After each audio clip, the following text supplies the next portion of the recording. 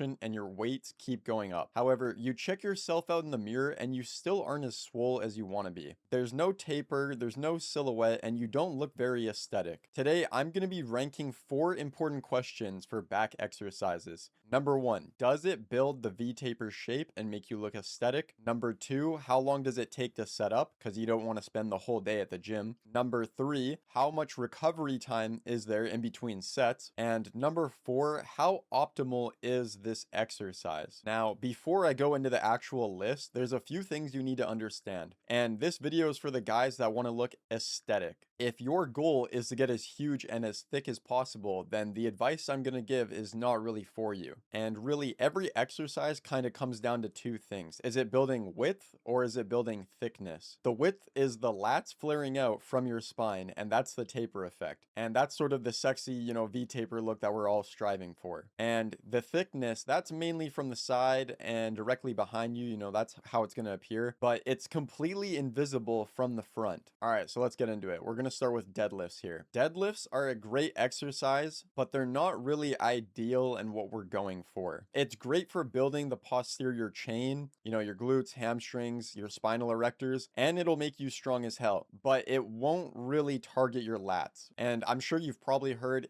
engage your lats cue on every deadlift set. And that is real, but that's just a hold. It's not really a proper stretch and contraction. And that's actually what builds the muscle. If deadlifts are a big part of your back day, you've built a strong spine, but it doesn't really have mogging capabilities. For that reason, it goes in F tier. And also, it takes a while to set up. You gotta unload the plates, load them back up, and that takes forever. And there's much more optimal exercises for building thickness for your mid and lower back. All right, next up, we have good mornings. It's the same story with the deadlifts. It's gonna focus on your posterior chain, your erectors, your hamstrings. Same setup time. You have to stabilize your core, right? You also have to focus on having great form, but it's the exact same thing. You gotta unload the plates, load them back up. It's also just kind of like an awkward exercise, and there's a lot better alternatives to do this, and for that reason, it goes D tier. All right, next up, we got back extensions. This mainly focuses on your erectors and your glutes, and it doesn't really train your lats at all, so for width, it's not ideal. However, it is very quick to set up and hop on, and it doesn't take a lot of time, and there's not a lot of resting time in between your sets, which I forgot to mention for these two. Yeah, you're going to want to rest for a while, and for that reason, it's suboptimal. This is also great for your lower back, which from the back, that's great for an aesthetic standpoint. However, it gets bonus points for being a quick and easy to do exercise. And for that reason, it goes C tier. Okay, the machine reverse fly.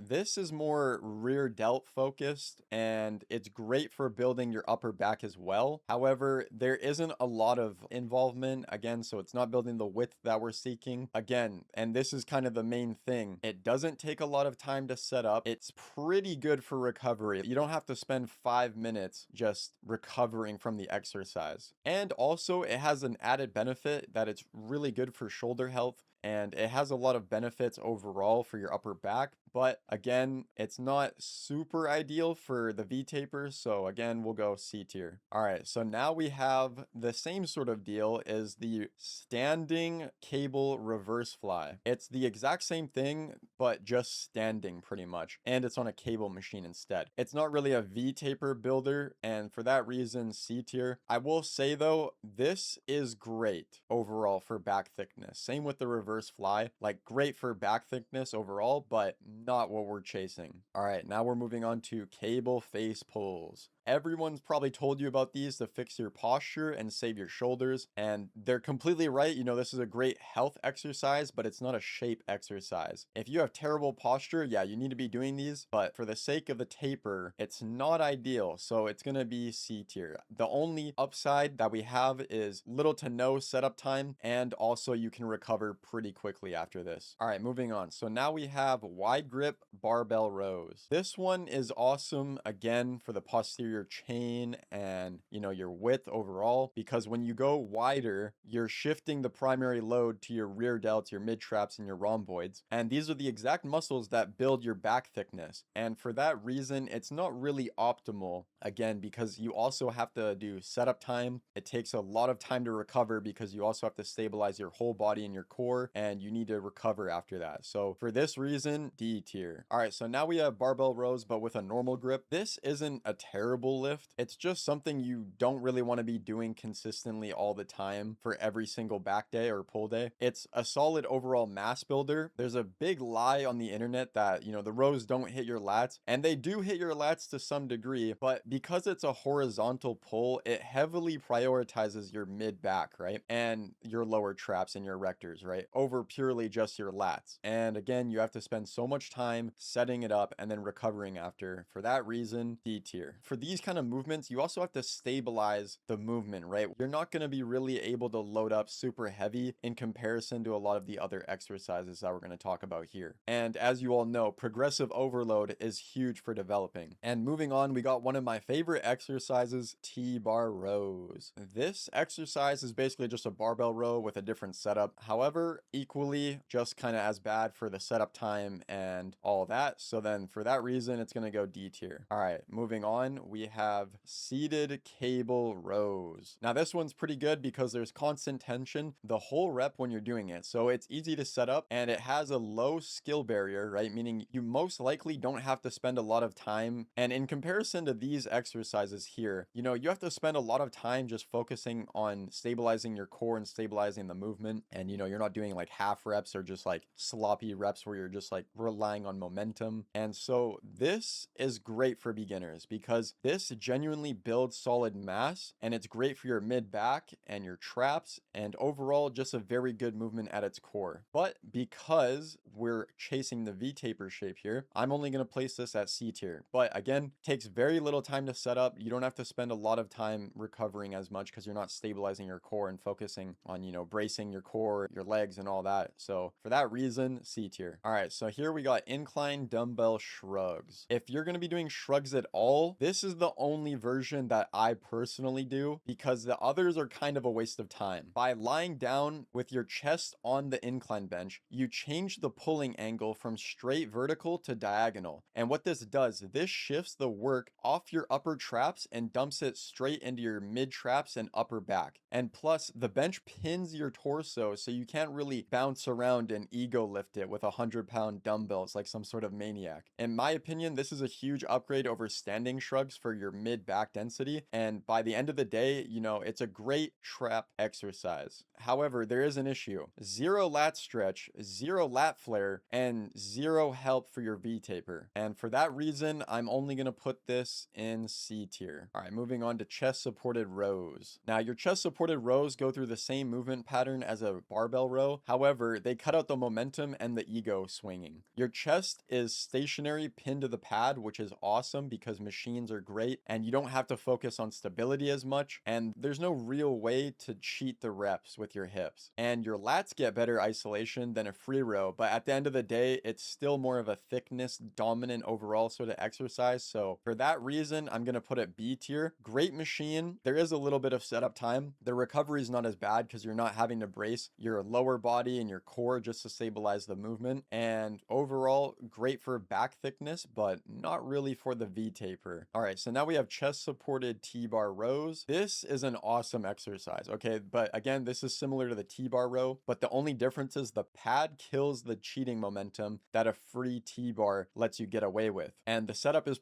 pretty fast. It's not terrible. There is a bit of setup. The recovery is really good since your lower back's out of the equation, right? And you're not having to stabilize with your legs and your core as much. But again, it's for back thickness. So for that reason, B tier. All right, moving on, we got the straight arm pull down. This is the one nobody does and everybody should be doing it because by keeping your arms straight, what you're doing is you're isolating your lats and through a long stretch to contraction range. The beauty is you don't need to go super heavy, and that's kind of the whole point of this. It's a shape builder and it's not really a mass builder, and it's a great finisher, especially after a lot of big compound lifts and pulling, because what you're doing is you're isolating the exact muscle responsible for that lat flare with no other muscles really jumping jumping into steel and take over the movement. And so for that reason, I give it A tier. The only downside is you have to stabilize the movement here, as you can see, but the setup time isn't that much and the recovery isn't that bad because you're really only training your lats. And for that reason, it goes in A tier. All right, now we have lat pull down.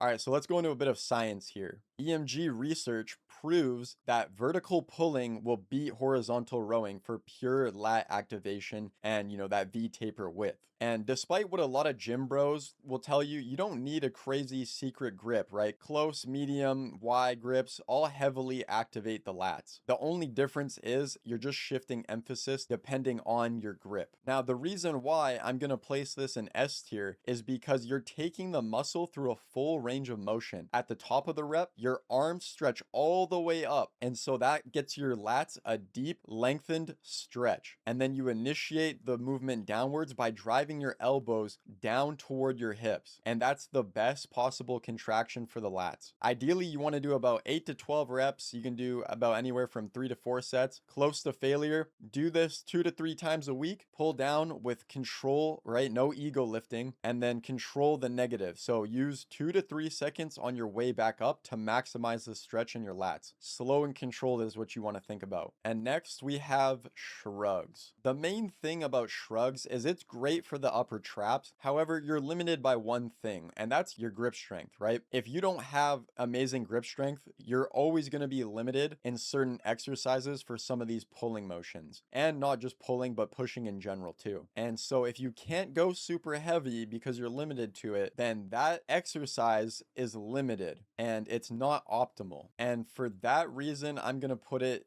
D tier. I know this is kind of controversial. Now, the reason why I'm placing it in D tier, when you might argue this is going to have the exact same thing with, limited grip strength, why I place this over this is mainly because this is also going to be training your upper traps, not as extensively, but it's also going to be training your upper back as well. So you're getting more bang for your buck here, and your chest is supported, so you don't have to brace your core as much, right? And focus on stability. And here you can go heavier because your chest is supported and you can kind of cheat the reps a little bit in a way, versus this where it's like you're just only really hitting upper traps. And I just prefer this because you're getting more back muscle activation as opposed to this where you're kind of only really limited by, your grip strength. And then also you're only really hitting the upper traps and not really hitting your mid back as much. All right, so now we got dumbbell rows on the incline bench. Now, this is a great exercise because your chest is supported. You're not having to focus on stabilizing the movement as much, and it's pretty fast. The only downside is you're limited by grip strength. And for that reason, it's going B tier because you can change the grip positioning and target your lats more, as seen with this guy here. And I think it's a really solid exercise. Not S tier or A tier because, you're limited by the dumbbells, right? A machine, you can load up a lot of weight and you don't have to worry about your grip strength as much. And finally, we're on to neutral grip pull-ups. This is a hard exercise for a lot of people because it's difficult to learn, but I promise it's worth it and you need to be doing it. The pull-ups is literally the best exercise you can do for back development because it trains so much of your back, especially your lats. And you see people who spam pull-ups, like calisthenics guys, they have great V-tapers because of the pull-up mainly. You want to keep your grip narrow, about shoulder width, and drive your elbows down towards your hips, not out to the sides. And you can do this, just start slow. Don't expect to be crushing 20 reps. Even 1 or 2 reps is good for, your first time. And you can also, the beauty of this, you can also change the grip variations to target different areas of your back. And if you add weights eventually, which you should be doing, this is going to explode your physique. And for that reason, S tier. The only downside is there is quite a bit of recovery time. However, this is what's going to change your physique. And so for that, it goes S tier.